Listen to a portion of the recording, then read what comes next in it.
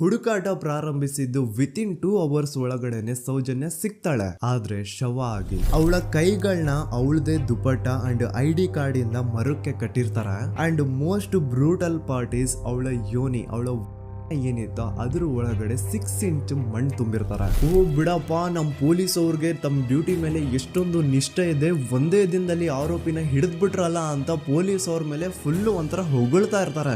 ಆದ್ರೆ ಪಾಪ ಜನರಿಗೆ ಎಲ್ಲಿ ಗೊತ್ತಿತ್ತು ಈ ಕೇಸ್ ನ ರಿಯಲ್ ಆರೋಪಿ ಬೇರೆ ಯಾರೋ ಇದಾರೆ, ಪೊಲೀಸ್ ಅವರೇ ಈ ಕೇಸ್ ನ ಮಿಸ್ಲೀಡ್ ಮಾಡೋದಕ್ಕೆ ಸುಮ್ನೆ ಸಂತೋಷ್ನ ಅರೆಸ್ಟ್ ಮಾಡಿದ್ದಾರೆ ಅಂತ. ಪೊಲೀಸ್ ಅವರು ಈ ಕೇಸ್ ಅಲ್ಲಿ ಕರಪ್ಟ್ ಆಗಿದ್ದಾರೆ, ಪೊಲೀಸ್ ಅವರೇ ಸತ್ಯ ಮುಚ್ಚಿಡ್ಲಿಕ್ಕೆ ಟ್ರೈ ಮಾಡ್ತಿದ್ದಾರೆ. ಹಾಗಾಗಿ ಈ ಕೇಸ್ ನ ಇನ್ಮುಂದೆ ಪೊಲೀಸ್ ಅವರಲ್ಲದೆ CBI ಅವರು ಇನ್ವೆಸ್ಟಿಗೇಷನ್ ಮಾಡಬೇಕು, ಈ ಕೇಸ್ ನ CBI ಒಪ್ಸಿ ಅಂತ ಅಗೇನ್ ಪ್ರೊಟೆಸ್ಟ್ ಗಳು ಸ್ಟಾರ್ಟ್ ಆಗ್ತವೆ. ಸೌಜನ್ಯ ಕೇಸ್ ಒಂದೇ ಅಲ್ಲ, ನಾರಾಯಣ ಹಾಗೂ ಯಮುನಾ ಕೇಸಲ್ಲೂ, ವೇದವಲ್ಲಿ ಕೇಸಲ್ಲೂ, ಆ ಬ್ಯಾಂಕ್ ಮ್ಯಾನೇಜರ್ ನ ಕೇಸಲ್ಲೂ ಹಾಗೂ ಪದ್ಮಲತಾ ಕೇಸಲ್ಲೂ ಸೀದಾ ಡೈರೆಕ್ಟ್ ಡೌಟ್ ಬರೋದೆ ಊರಿನ ಗೌಡ್ರ ಮೇಲೆ. ಸೌಜನ್ಯ ಕೇಸ್ ಬಿಟ್ಟು ಆ ಇನ್ನೊಂದು ಕೇಸ್ ಯಾವುದು, ಅದಕ್ಕೂ ಸಂತೋಷ್ಗೂ ಏನ್ ಸಂಬಂಧ, ಅದ್ರಲ್ಲಿ ಯಾಕೆ ಸಂತೋಷ್ನ ಪೊಲೀಸ್ ಅವರು ಫಿಟ್ ಮಾಡಿದ್ರು ಅಂತ ಪ್ರತಿಯೊಂದು ಹೇಳ್ತೀನಿ.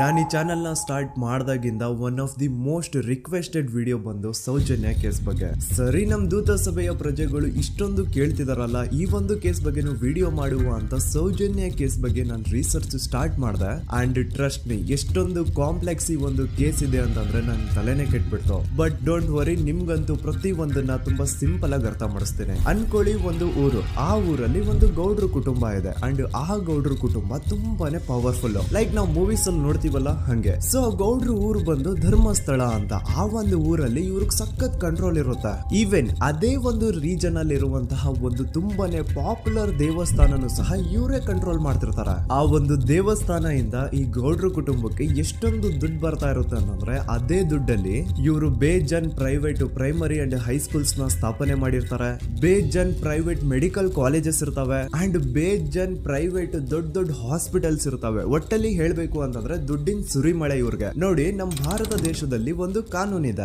ದ ರಿಲಿಜಿಯಸ್ ಎಂಡೋಮೆಂಟ್ ಆಕ್ಟ್ 1863 ಅಂತ.